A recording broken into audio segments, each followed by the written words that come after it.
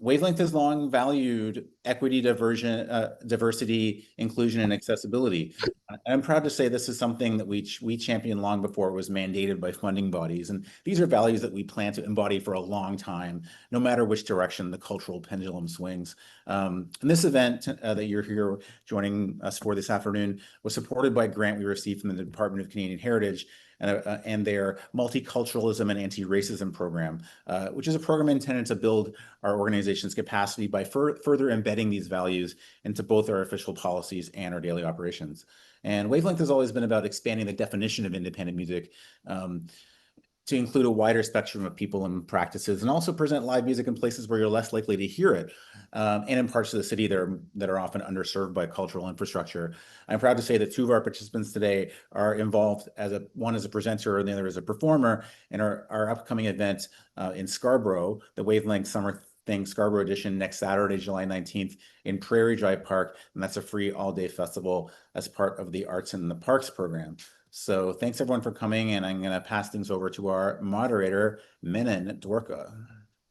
Hey everyone, thanks for joining. Part of the context, I guess, of why I've been asked to moderate this is that I'm currently an arts and culture consultant, and I'm working with Wavelength on this MARP grant, the Multicultural and Anti-Racism opportunity from Heritage.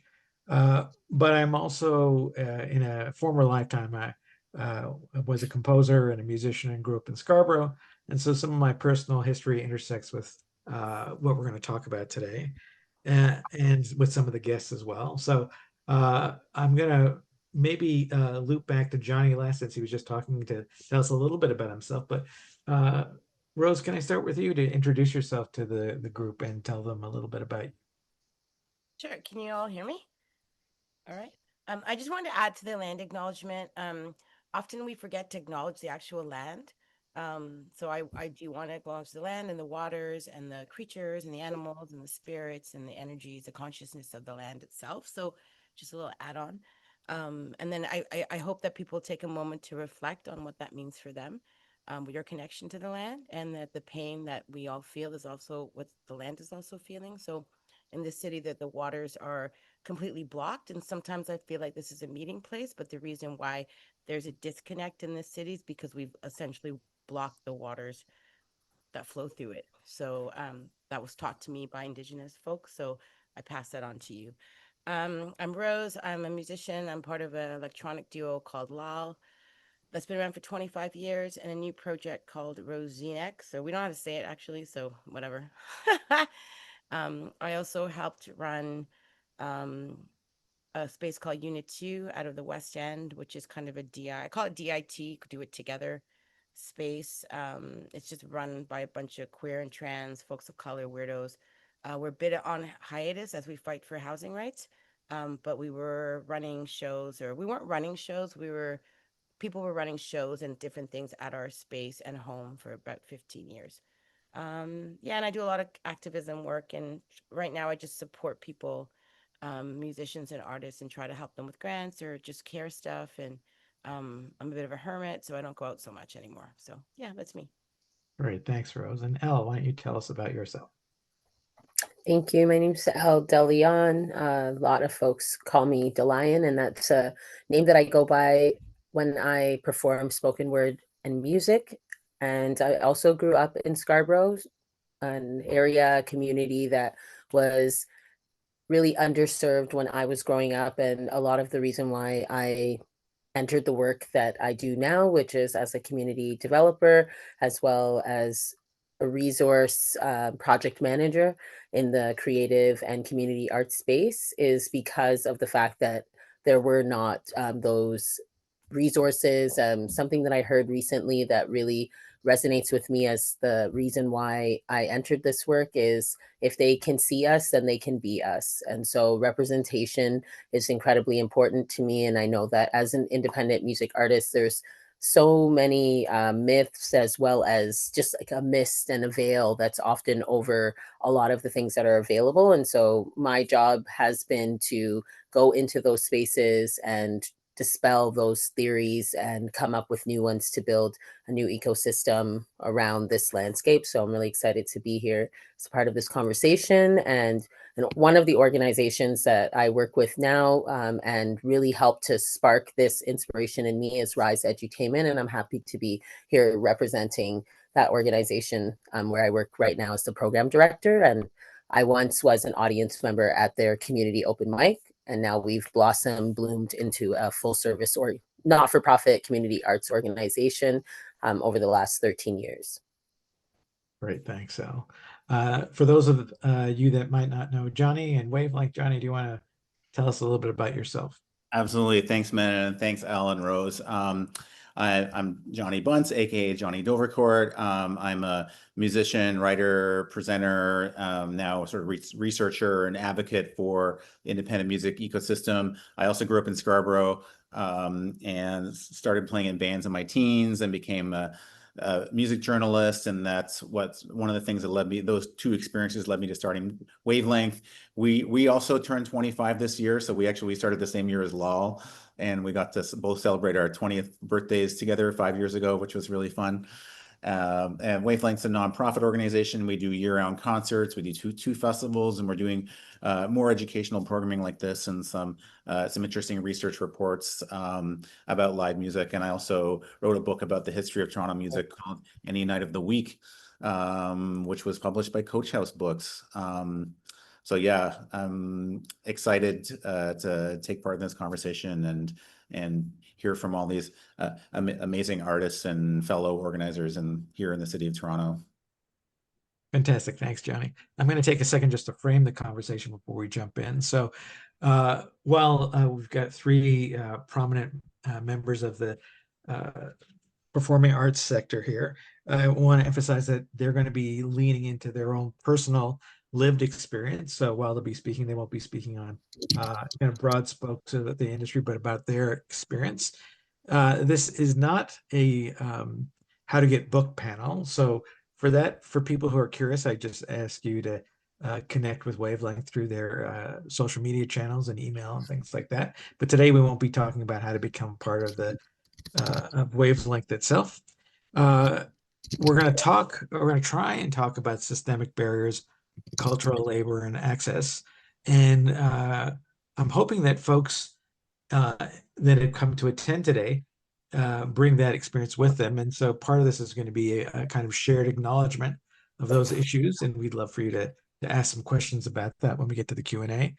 And we're going to invite our panelists, Rose and Elle, to kind of give a very honest, care-driven critique of the ecosystem that they inhabit, or this particular one, and including Wavelength as a kind of way that we can improve altogether. So that's the framing for this afternoon's conversation. I guess the place I'd like to maybe start is gatekeeping. Maybe that might be an easy place to start. So Rose or Elle, do you have any thoughts, or have you had experience in experiencing gatekeeping, and how have you accommodated that or circumvented that in your own careers? I would say that gatekeeping, I think, is a word that, steadily now becoming, I think, a buzzword, something that's often used. And I also think that there are different ways to use that word to reframe it to become what you need it to be, because there's gatekeeping in the sense of keeping people out of things, and that there's like an elite or a small group of people who know something or how to do something, and they keep it within themselves, and that's like keeping people out with the gate. But then there's also the idea of stewards of, I think, like very sacred practices. I really love that Rose made sure that we added that other element into the land acknowledgement, because there are so many things that get left out of conversations. And I think that gatekeeping can also be a way to keep things sacred and safe and in a place where it can become inclusive, but in a way that's conducive to the community. So those are my thoughts about gatekeeping. Mm-hmm. Great, thanks for that, Elle. Rose, do you have any thoughts about gatekeeping in general? I think in terms of gatekeeping, in the sense that I've always heard it in terms of keeping people out. We've always just been like, if bitches aren't gonna let us in, we're gonna just create our own world, and so instead of complaining, um, it's just like, let's just go over here and do our own thing and get a group of people to do it. I also think, like with gatekeeping, often it's like, you just, as an artist, especially if you're coming from that perspective, come with some wicked shit. Don't do what other people are doing, because those gatekeepers will pay attention if the shit is good. And if they don't worry about it. Like, there will be other opportunities. Um, so for me, it's like, I don't like, I know that there is a structure of gatekeepers in the city, or the perception of gatekeepers. And often these are people who've also done it for a really long time. And so sometimes I think organizations should put in things like, you're only going to be an ED for 5 years, and then you model, or you like mentor someone into the project, and then you switch, right? And that doesn't happen often. I see it in Europe, but I don't see it here as much. So Mhm. that those are ways of sort of getting around that idea. Mhm. But yeah, so but I did like the fact that Elle, you did mention that it can also, because Unit 2 is a space that we actually didn't tell the press, we didn't tell people, because we didn't want just anybody coming in because of trans folks' safety, queer folks' safety, marginalized folk. I don't like that word marginalized, but let's say just weirdo brown and black folks and our friends. And it's a small space, so we didn't want it to get too hyped because we can't fit that many people. And so we didn't gatekeep, we just didn't tell anybody except word of mouth. So I really love the fact that you said that. So that's kind of how I see it. Rose, can I just follow up with the interesting idea of changing EDs like every 5 years or so? Like you're doing that, how would that change the relationship of gatekeeping, or how do you think that would improve it? Well, I think it's like, so leadership, right? So anything in leadership, if you actually, EDs are a little bit difficult because of what they have to do. But if you put in a process of mentorship where, like, you say you're going to have this job for, whatever, 5 years, because maybe it takes some time to rebuild or build. And then Mhm. you put in a plan to bring in an emerging ED, and then you mentor them for a year. Like, we'd have to like think outside the box to see, and every organization would be different. Same with ADs, artistic directors, or any kind of like job in a organization. Because I think what happens is, as the city gets more expensive, Mhm. once you get a job that pays you well, or pays, you don't want to let it go, so then how do you create a process so that person can exit gracefully, but then you can bring new energy in, right? So I haven't fully thought of it, but I've always mentioned it, and heard about it as I've roamed around the world. And it's been something that a lot of European festivals are doing. They'll only have artistic leadership for like 3 years, and then they'll pass it on to the next generation of folks to change up the vibe, so that gatekeeper thing doesn't get stuck, so. Mhm. No, great. Thanks for clarifying. Johnny, your relationship to gatekeeping and curation, maybe you could speak a little bit about that on the kind of positive side of a curator slash gatekeeper.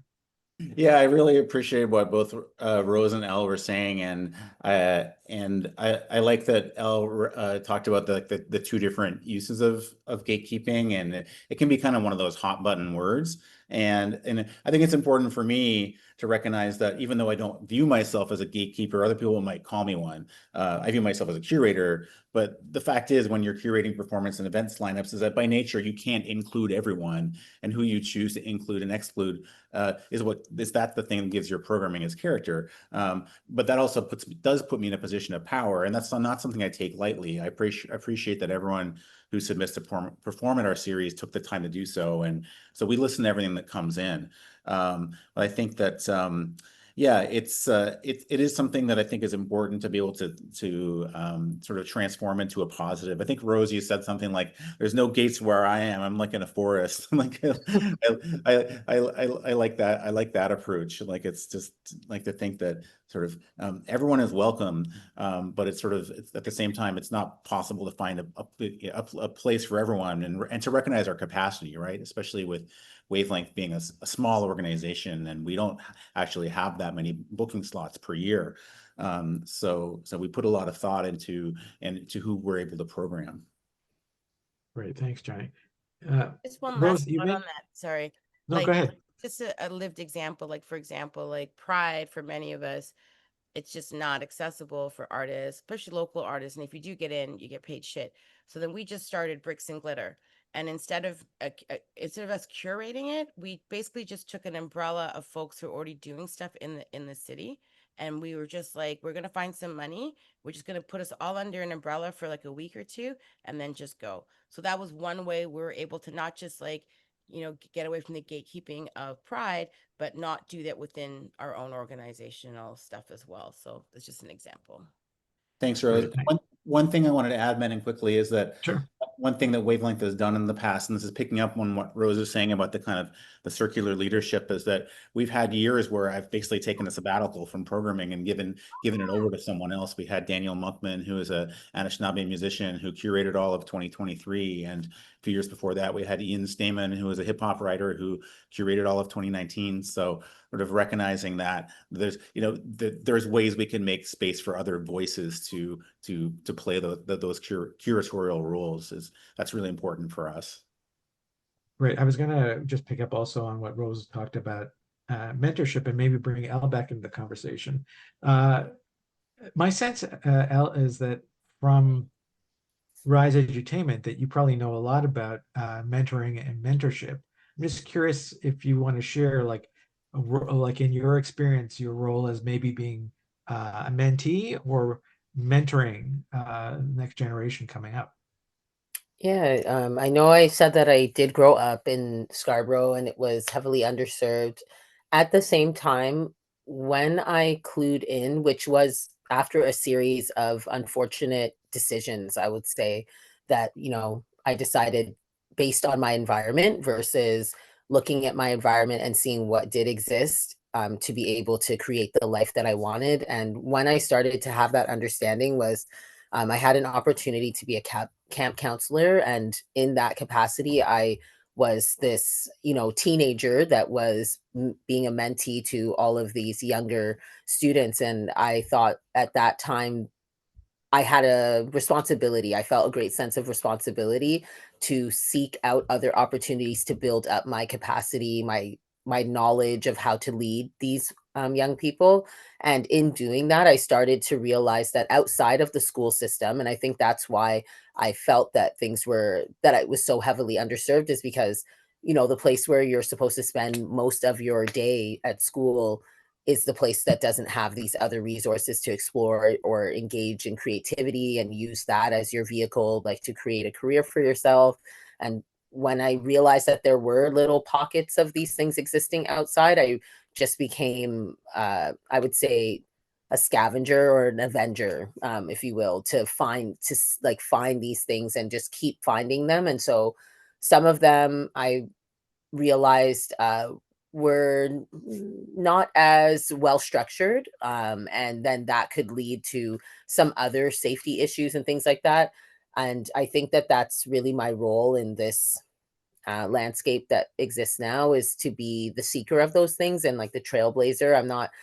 I have built up a sense of bravery to be able to go into those spaces and know the questions to ask. And then once I have that understanding, bringing it back, like in those roles that I've been given. So started out with camp counselor, but I took that leadership and kept on bringing it into other spaces. And I often found myself volunteering for things. So especially, let's say, even like TIFF, I really wanted to know more about films and being a screenwriter. There wasn't programs that were accessible to me to do that, but there was TIFF and there was this opportunity to volunteer as a ticket taker. Now, most people, if you look at that, you might not see the connection between being a ticket taker and one day becoming a screenwriter. But for me, I really saw that if I brought value to that space and I showed up with the intention to serve, that eventually things would start to make sense. And the communities that I served really did start to serve me. And I've taken that as being my blueprint for how do I access all of these opportunities that do exist. I just find a way in, and it might be on the bottom floor, but eventually I make my way to the top. And it's because I come in with the intention. So I do think it's a mindset thing. And that's what I really enjoy helping to mentor younger people on now. And because I have some of this knowledge, I don't think I know everything. I don't think I know everything at all, but I'm willing to learn, and I'm willing to continue showing people what I do know. And when they ask me questions that I don't have an idea about, then, I talk to my friends at Wavelength and stuff like that, and then they can help us out. So I've really built up a network that I'm really excited about sharing with people. I don't feel the need to, hold on to things. I really think that that's how I grow, and that's how I begin to even get to have even more opportunities, is by sharing. Great, thanks, Elle. Rose, I'm sure you've got lots of things or thoughts about being a mentor or mentee. Could you share any of that with our audience here? Well, I'm really glad the fact that, like, I kind of am taking notes as I go as well. That Elle, you brought that idea of humility, because I think it's really important. And to reconnect it to the land, is that the land is always teaching us, and often we're so disconnected from that. And actually, if you start paying attention to that, it can really help with the humility part and working in community and volunteering. I volunteered for everything, and you have to go in with like humility. And then as I got older, I realized, I actually believe in this thing called circular mentorship, that I may not know everything, especially as younger people came into unit 2. Like, I know shit all about like Instagram and social media at that time, and they were teaching me all about this. And as an artist, I was like, oh, I actually need to know this, thank you. And they taught me to be kinder, all kinds of things, because I come from the 90s, and we just, we were kind of rough at times. And so this idea of circular mentorship, which is connected to humility, it's like I may be able to teach you something, but in that process, you will also probably teach me something as well. And I apply that to everything and everyone, every person I meet, every place that I go. There's something to learn. Whether they learn from me, I don't know, but the idea that it's not just a top-down thing. And so that's how I kind of see mentorship. It's like it's always like flowing. And I think it's when egos, sorry, I dropped my paper, when egos get in the way, or ego gets in the way, or even it's, when you're insecure, you're not doing so well, that when the power dynamics get weird, that's when mentorship can go weird. And so I kind of approach it more from a circular, holistic lens. Yeah. Well, that's great. Thank you for that. Johnny, growing up as a kid in the outer suburbs of Toronto, I'm wondering if you have any thoughts about mentorship or being being a mentee, finding your way into this sector. That's a great question. I mean, I didn't really have many mentors until I sort of entered more the professional world. But through playing in bands, I did meet people who were a bit older and more experienced, who sort of passed on this kind of something like an oral tradition, like playing music, and all the things that you don't know how to do, like how does load in work, how does how does sound check work, how do you get paid at the end of the night, sort of those elements is sort of picked up organically from working with other people and talking to promoters, and definitely had a few mentors, like someone, Ron Gaskin was a jazz promoter, a jazz curator that I learned a lot from, and learned a lot from people, the editors of iWeekly, where when it was my first job out of university, was typing in the concert listings, I loved the days of alt weeklies. Like, that was the best education that I never had to pay for, was iWeekly, was learning all about culture in the city and how to write and edit from these people. That sort of on the job training is really, really important. But as far as like where I'm at now with Wavelength, our organization turned 25 this year, and like we're currently at this really exciting pivot point where we can start to create frameworks where we can share what we've learned, but in a really authentic way, but not in a paternalistic way, and just share it with people who are eager to learn from us, but also leave space for people who want to be more DIY and learn for themselves, because the way we've done things is just one way. It's not the way. It's not the best way. And we're always going to, back to the idea of circular mentorship. I really love that idea too, because we're going to learn things from our mentees. We're going to learn about new spaces, new movements, new ways of doing things. So it is super important for it to be this sort of circular transfer of knowledge. And then I'll add one thing. When it comes to institutions, after being a curator for a pretty big institutional arts festival, which I won't name because it was kind of weird. What I realized, that some of these bigger institutions, because they're harder to kind of get in there, I wish that if they get funding from any public funder, think I mentioned this in our kind of deep or our meeting before, is that these bigger institutions should be mandated to house independent or grassroots organization, not just to mentor them into what they're doing, but they are also learning from the grassroots. Yeah. Because everything happens in the grassroots, you know what I mean? A lot. So I wish that was something that the arts councils, because I'm kind of sick of seeing the big institutions get so much money and they kind of do some fucked up shit and they're not learning.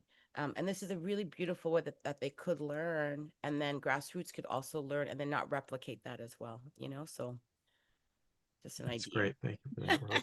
Just a reminder to folks attending that we will be taking questions of yours coming up. So if you have any, please feel free to put them in the chat, and we'll try and get the panelists to respond.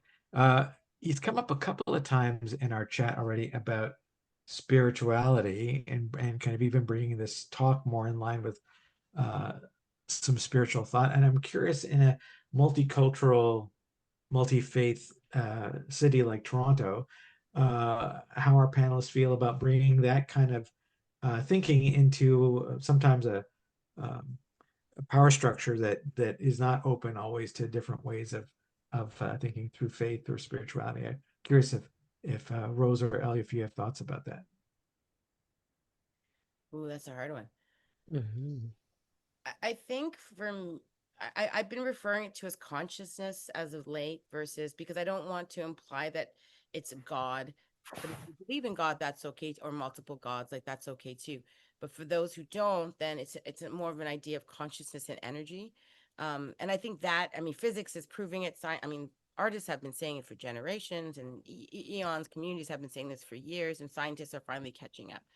So I do think it's actually important to the energy that you put out is going to come back. It may not come back immediately, but it will come back in some shape or form. And that's not to say, you know, be good, because then goodness will come back. Because the point is not to want something from it. The point is just to put out something positive as much as you can. So if you are, you know, religious or spiritual, I think for me, as long as you're not doing hate speech, like I come from a Muslim background. Um, and often in my community, there can be a lot of fucked up shit around different communities. But actually in my community that I grew up in, I had queer uncles. I had, you know, we had a very mixed group of people, and everyone just showed up to love each other and do some shit. And there was no judgment. It's more of a Sufi philosophy. So I kind of come from that, and then moving from that into learning about indigenous cultures and different cultures. My ex-partner is Barbadian, so West Indian culture. So you have to be really careful with spirituality, as long as it doesn't become dogma and it doesn't become something where you're like forcing people to be. Religions and spirituality all around the world have always said similar things. And often, like, those things get, you know, forgotten or overtaken by, you know, hate. That doesn't necessarily come from our communities. That's like the media that's, you know, that's put on our bodies.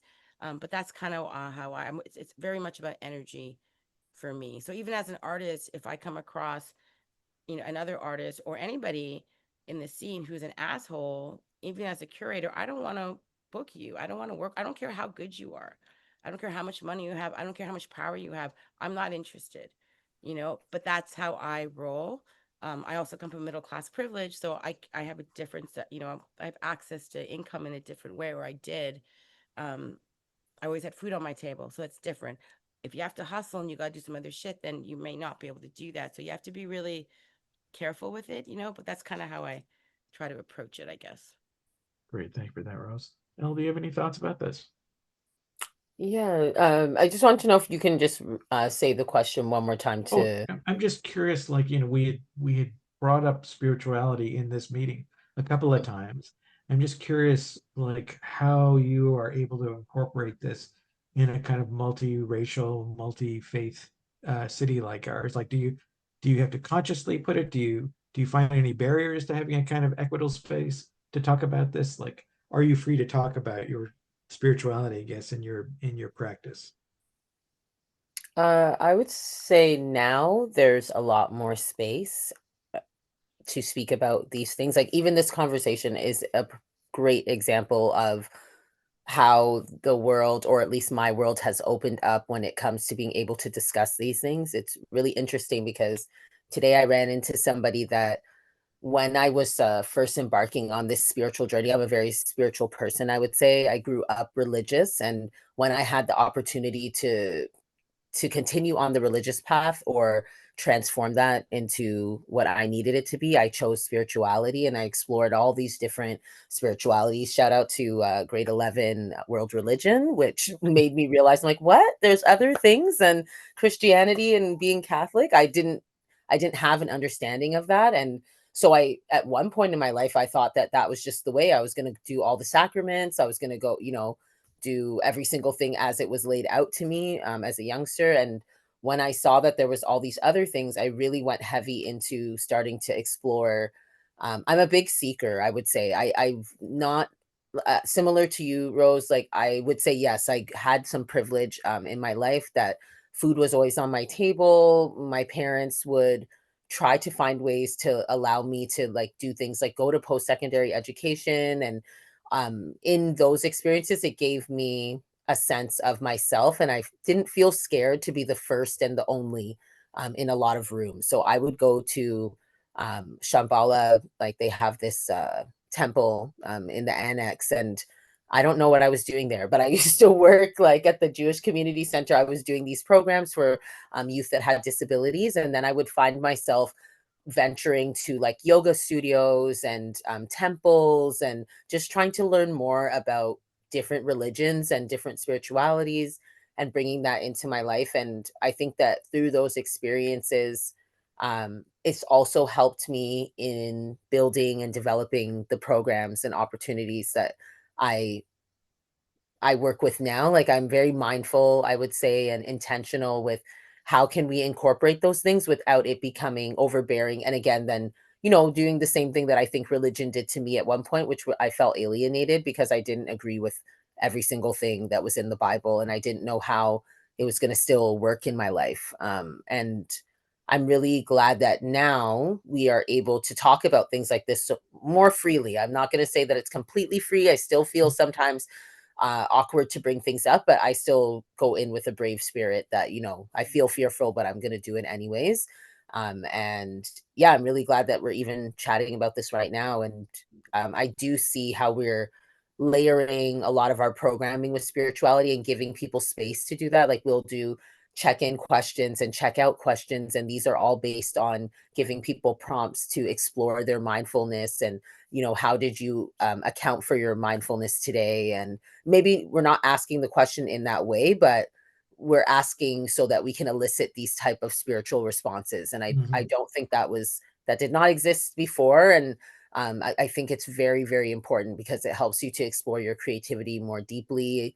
You have a greater sense of purpose. Like, why am I creating? Why is it so important for these spaces to exist? And then when we have these conversations, or they have to go to, policymakers, there's more to the conversation than just us trying to get a grant to get our art out there. Yeah. Great. Thank you It's for like that. I think it's for like world preservation, to be very honest. Like, if we don't do this, then the world is going to go up in flames in my eyes. Like, that's how I see it. Great. Thank you for that, Elle. Johnny, it's not part of Wavelength's mandate or mission, but do you guys have accommodations for kind of allowing these kind of conversations in your programs? 100%. I mean, I'd say we're a pretty, secular organization for the most part, even though ironically we're based in an Anglican church at the moment, St. Anne's Parish Hall. I think that we definitely want to, make space for, our artists to talk about anything that's not, obviously, as Rose said, that's not hate speech, anything that's positive, and to embrace sort of alternative forms of spirituality. And if you look at, especially at some of the events that we've held, more the festival type events over the years, we've had someone doing tarot card readings, or we've had people doing horoscopes. And astrology has become a real sort of like really strong sort of alternative form of spirituality for people in our sort of creative community. I'd say in the last 10 years, especially, like just really just an alternative way of looking at the world. I think that it's at the same time, we're also a very pro science. I think we're like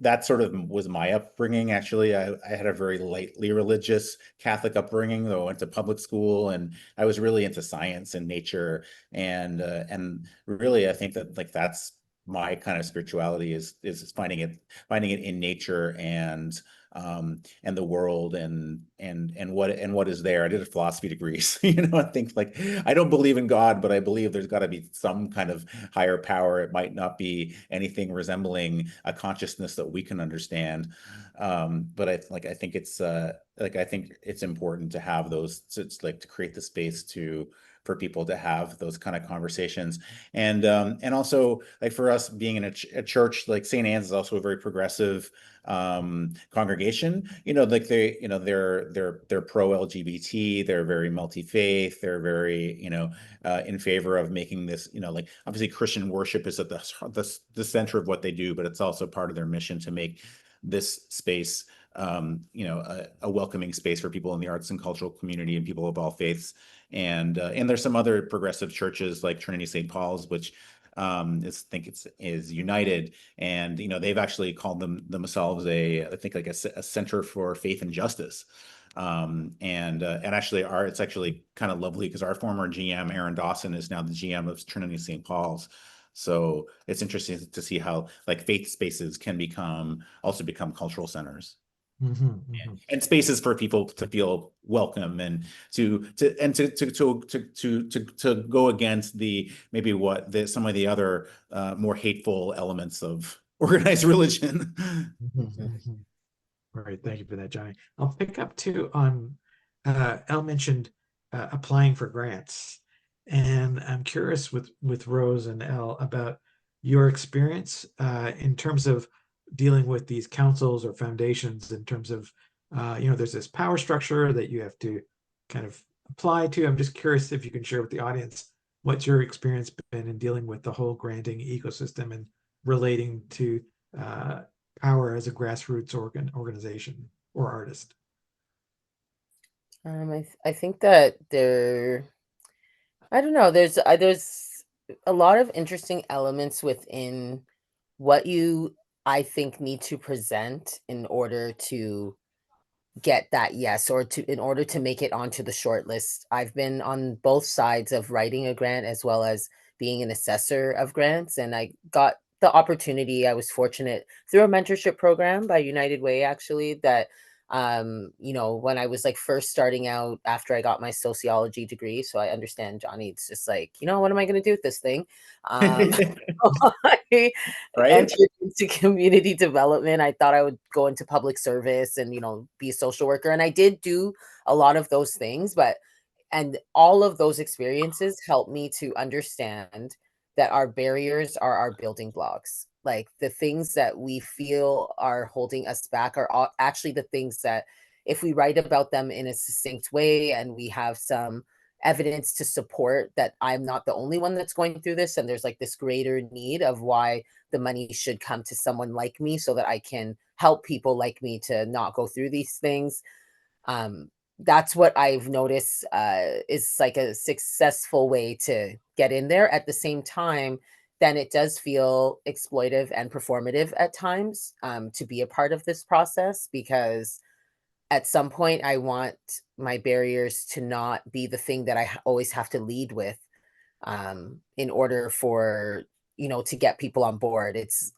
I wonder sometimes, like, is this a never ending cycle? Is this part of the process? Like, is this how everyone else does it? And as I, get further and further into this world, I'm learning more and more that even the bigger organizations, Rose brought it up, they're getting grants to do a lot of this work. Like a lot of the things that organizations that we wouldn't think, like even Rogers and Bell, like even though they give grants, they also get grants from like the federal government to be able to give grants to organizations like us. And so it's just this very interesting world that I'm really wanting to learn more about the administrative side of.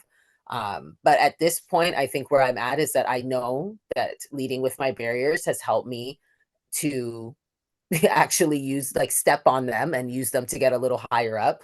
And I also know that sometimes I feel like wow, I had to just tell them my whole life story there to really Mhm. get someone to care or to feel worthy of this money that might not even be enough to really do what I'm trying to do. And that also feels can be disheartening. I also know there's other parts in the world where none of this exists, and I grew up at a time where this wasn't the way. And so I'm trying to see the good. I'm really trying to just always look for the good. Someone else mentioned, I think Johnny, that it's about like trying to do as much positive things as you can, or I think Rose said it, with what you have. Like, I think that's my reason for being alive. I'm just here to try to do as many positive things as I can. And yeah, not sell out in the process or find a way to reframe that line of thinking so that I can sleep at night and look at myself in the mirror. Great, thank you for that. Rose, what are your thoughts about the whole Grants. granting ecosystem? So the fact that we have them, again, as Elle said, like we're super lucky in a lot of ways. I think the trick is that for a long time you had to have like academic speak. So if you didn't, so your art may not have been amazing, but you could write something that sounded amazing and you'd get it. Versus if your art was great, but you weren't great at writing a grant. So sorry, we were always mentored into this process through other artists. And then we made sure to then mentor other people. And we're still doing that circular kind of mentorship. I think the grants, oh my God, it's so tricky. I wrote down like the sharing of information. I mean, we've also had to straight up lie to get shit. You know, I'll just tell people that, like, not lie, but I think Elle, you had a better way of saying Yes, creatively finesse or something. and it wasn't we were lying about what we were doing or how we were going to do it. We just knew that I just knew there was a hustle there. I didn't want to go music industry because I hated the music industry. So early on, I was introduced to the grant system, and I'm like, okay, let me figure out how this works. But then created friendships at those organizations, got people to teach us, and then realized it's just language. You just have to figure out the language, which can be really annoying for those of us who don't want to do that, you know? So in some ways it's like a hustle, but you, as long as whatever the hustle is, as long as you do what you say you're going to do, I think, and you do it well. I think often I'd see people get grants who totally would make shit up and it was bad, or they would write a really good grant and it was still bad. So it's like, and then you get to know, I always tell people, call the grant officers. I never did that. I wrote a boohoo story of how give me money because like whatever, and then I was told, no, don't do that. Like, get to know people, get on a jury, learn, and then whatever money that we get now, or when we, for me, it's about sharing into the ecosystem. I think often people get grants. And I've seen this happen, particularly with communities who don't know how to manage money, or we were not taught how to do that well. We'll get a grant and then we'll fuck over a bunch of people in our community. And that's not cool because we were never taught. You know, there's no really mentorship about how to actually do this. So our whole thing is when we do get a grant, the main thing, especially now because the economic situation, is to pay people. Is to pay people who need it, and not just like not pay people who are up here who already get paid a lot of money. It's like I'm looking to pay people and pull up so you can have a better experience, so you can actually get experience and then get paid for it. So that's kind of how I see it. I'm not saying go and lie to like the, you know, whatever. People are afraid to lie to the government and shit. It's not lying. It's just being creative and then making sure you do what you're gonna do. You know, I'll probably get in trouble at some point. Like, I don't know, but I I've been doubt it. thinking for Ask years. for forgiveness after. Yes. Um, and since we've had a shy and kind of Oh, taciturn get an audience here. accountant. Sorry, and with the grants, Oh, if yeah, you go ahead. apply, find someone on your team or somebody who knows math or can help with math, because that's where it can get really at least frustrating. And so if you have that person, if you have a friend who writes really well, get them to help. You don't have to be a grant master, you just need certain skills, you know, and just put those in. ChatGPT people are using, but Mhm. too many people are using it. Like, so be careful, just use it as a tool, don't use it to write your grant, because it's becoming more obvious that that's what's happening, you know. So Yeah, just no, along those lines, and we've had a kind of shy audience here. I'm curious, if if if you were talking to your much younger selves and you wanted them to take away some things, like Rose, you just gave us some practical advice here. Folks may be too shy to ask, but what are some things you might imagine that your younger self would want to have known about operating in this ecosystem?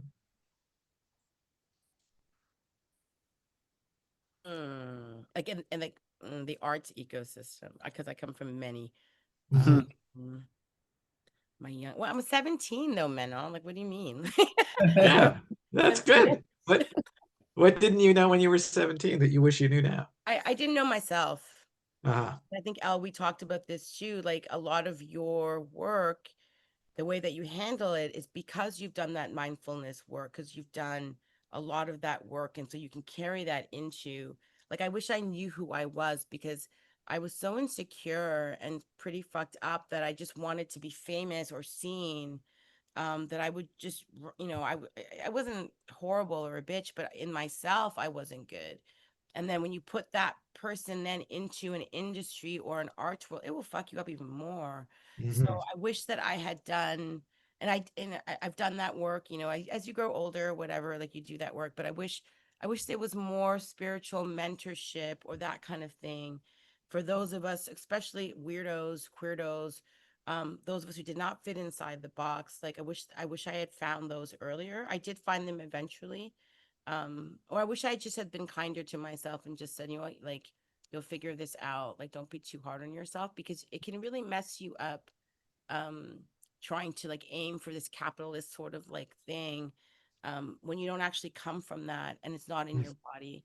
Mhm. So it took some time to figure how to do that, and be okay with not making tons of money or not being famous. Like, it's okay. Like, I actually love what I do, and that was the point of it. So yeah, I guess Thank you that's for part that, of it. Rose. Elle, do you have some thoughts that you'd like to tell your younger self about getting to where you are now? It will all make sense in the end, I guess. And if it doesn't make sense, keep going. Which I think that has gotten me to this point. I love what you said, Rose, that yeah, about it, it was a lot about knowing myself. And in order to know myself, I went down a lot of different paths. And some of those paths brought me closer to the person that I felt I wanted to be. And then there was a time, just like you, Rose, where I think that I just cracked a code, I guess, about people. Like when I would tell people my story about the fact that I would say, a gifted child that was held back, like was not streamed into the gifted. There's like two streams, and they said, like, you're really smart, you know all the work, but here's this behavioral class because you can't behave within this box of how we believe brilliant children should behave. And so now, being a person that's a mentor, I can also see when somebody is not like working within the lines of how frustrating that can be as a mentor, because I'm giving of my time. So I'm starting to understand, like, even some of the educators that stream me into these like dark places, but I'm also recognizing that these dark places were a gift, and it took so many years of mindfulness, as you said, Rose, and like therapy, and yeah, just doing the wrong thing for me to figure out the right thing. So sometimes I think, yeah, it's going to take trial and error, even for the ones that I'm imparting this knowledge on. I think the main thing I would want people to know is that to love yourself, like, through all the times, all the versions of you. Finding self-love really can help to unlock really dark times, because I think those times are inevitable. And if you have love for yourself and compassion and give yourself grace, then you're going to make it through those times. And when you look back, it's going to, you're almost going to laugh about it. I can't believe some of the things that I laugh about now that I went through and at the time thought was the end of the world. And yeah, and I think taking myself seriously was important, but just as important as not taking myself so seriously, because that led me to thinking that I wanted attention when really it was connection. And that was the code that I started to uncrack only this, maybe like 2 months ago. Maybe 2 months ago, I like was in this deep conversation with ChatGPT. Sometimes I use ChatGPT as a therapist now. It's just like the conversations I'm having, it gives back this advice. And I'm like, wait, what do you think about this? And then it just like gave me these two words. And it's like, maybe it wasn't attention that you were craving, it was connection. And in this world where there's so many people grabbing at attention, it becomes really hard to decide if I'm going into this thing looking for attention or connection. And I'm really trying to be more mindful of that. And that's what I like to impart on people that I speak to. And I think it's really giving more space for conversations like these. I find a lot of the time when I mentor people, yes, we talk about the technicalities of how they can get the grant, but a lot of that could be explained in like 10 minutes. And then it's like, hey, go out and do it. And then we're going to see how it all works out when you do it. And then the most of the other time is us just explaining and talking through, you know, forgiving your inner child and loving yourself through the mistakes and being excited to make new mistakes. Like now I'm excited to make new mistakes. I just still detest making the same old ones. They still happen, but I'm excited to fail. Like I'm excited that I don't know this thing and that maybe by the end of it I will. And I think that the mindset again is really what helps you to get through this all. Great. Thank you so much for that. Before I go to Johnny, I'm just going to share, even though I'm the moderator, I'll just share some tiny little thing with everybody here that if you are in Ontario and you find a therapist that is designated as an MD, as a medical doctor, you can see them for free. And so if you don't have the resources to do the kind of work that Rose and Elle are talking about, or you feel like you can't afford it or whatever, there is help out there and someone who will look after you. So there are a lot of them are full because, you know, once people find out that it's free, they get taken up. But if you can find someone through Google research, you can get help. And oftentimes it's years and years of support that you can get from that. So I thought I'd just share that. I see someone twice a week based on that. So I'll just be personal about that. Johnny, you have any thoughts about things you might want to share with your younger self? That might be Oh, that's a great question. I have to wind back a long time to my 17-year-old self, but I think that I would tell him that it's like to learn. You got to learn how to trust your instincts and that spidey sense. If you're not being surrounded by good people, find the good people, find the nice people, and stick close to them. I think, and also you don't have to do everything yourself. You don't have to prove yourself all the time. It's okay to ask for help. Like do it yourself is actually, it's important to flip that on your head and do it together, right? Like, you know, I wish I could go back in time and encourage myself to take more music lessons, you know, like maybe I would have made, you know, like I wouldn't have gotten frustrated so early as a musician if I'd had more grounding in technique, you know, like it's okay to recognize that. It's not too late, you know? And I think also like to tell myself like, it's going to take a long time, but you're going to be able to create this thing where you're going to be able to create that space for all the weirdos and the queerdos, like Rose said, like this, like that's what I think I'm really proud of with Wavelength. We've been able to create this space where all the misfits, you know, have a space where they belong. And I also just wanted to say, like, the way you both answered that question was just so like honest and beautiful. And I just wanted to take a moment to appreciate that as well. Great, thanks, Johnny. We're getting close to the end. I wonder, Elle or Rose, if you have any closing thoughts for the audience before we go out. I think for me, because it's not a closing thought, I will come to the show because we'll be playing. If people feel comfortable, I'm not even sure if they have access. I can see some faces. I would love to see a few of your faces. I know a couple of you. We don't have to do that, but it's just something for me that's energetically just nice, but we don't have to do that. If you feel comfortable, great. You know. That was I don't oh yay, just to say hi. Yeah.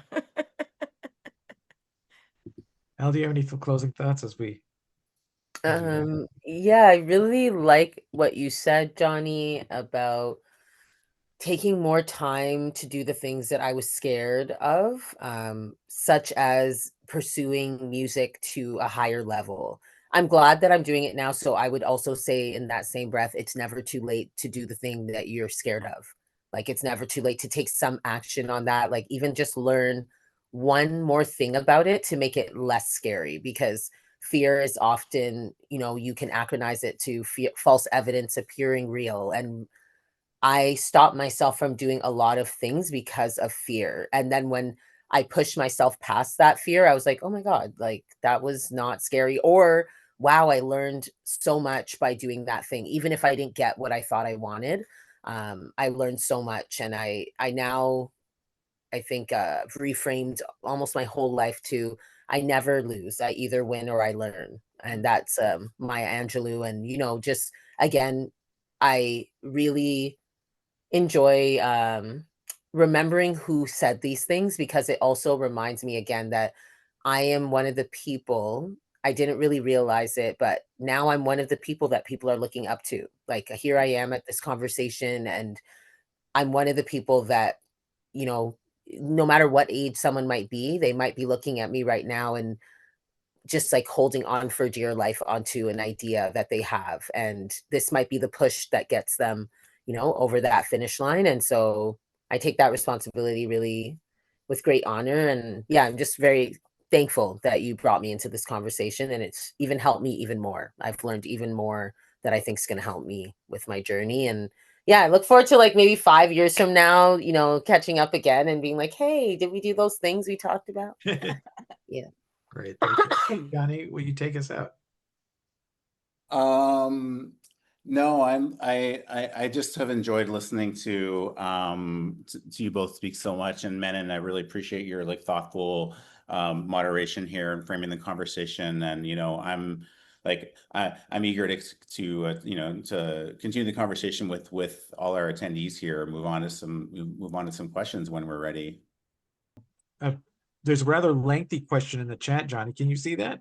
Yeah, I can. That's just like, you know, it's a great If you question. want to address that, yeah. I'd like to take a minute to address it. It's from Sure. Aisha Barut. Sorry, Aisha, if I'm pronouncing your name wrong. I don't know if everyone else can see it here. I just want to clarify what I was saying earlier when I said we don't have gates here. I wasn't talking on behalf of Wavelength. I was referencing something that that Rose had said in one of our pre-planning conversations that I just thought was really, I just really like the mental image. Wavelength, we're not a forest. Like we definitely have gates, and I definitely didn't mean to give the impression that we're not gatekeepers. In fact, before that, I did say that I recognize that we are gatekeepers, and that's and like that's just sort of the necessity of being curators. And I really appreciate what you're asking about how we can share that sort of the curatorial responsibility and recognition. You know, I ask myself this every day: how much longer am I going to be here at the center as the founder? And I really, really do think a lot about, you know, there's something called founder syndrome. I'm the founder of Wavelength. I'm the person who's kept it going for 25 years. It would be, you know, I'm not going to do this forever. I don't have plans to do this forever. I think it's important for there to be succession at some point, and to create a structure where I can hand over leadership to someone new, or create space to for there to be more meaningful co-leadership, or for to my role to evolve. The challenge we have does come just down to our lack of funding. And you know, we've grown to a size, we've maximized our public funding to have grown to the size we're at, and we really need to access new streams of revenue in order to grow as an organization, to be able to nurture and support multiple staff. And that's really, and I think that's one of the aims of this MARP program, of the multicultural, this capacity building program that we're working on with Menon, is how can we actually grow our fundraising and grow our capacity and grow our organization to the next level, where we can actually create more permanent positions for other curators, or create more senior staff positions, and and allow me to be able to hand over the organization in future to someone else, so that I can move on to the next phase of my career, and Wavelength can move on to the next phase of its hopefully next 25 years, because I want this organization to be here for the long term. And you know, I don't want to I don't want to collapse on stage introducing a band, you know, when I'm 90 years old. So I think it's like that, you know. I think that's something I think about every day, and I really do and I take that really seriously. And I really appreciate you asking that question. So I hope that helps answer things and clear things up a little bit. And I can address a little bit too. It's like, I'm not a fan of the non-for-profit, just because it's a burnout. Like, people, it doesn't work in my opinion. So in unit 2 that we ran, was never a non-for-profit. We never want to become one. We're just a bunch of like weirdo radical artists, kind at the center of it, who just wanted to do shit. And who also have, you know, diversity, disability. Like we were a mix of people.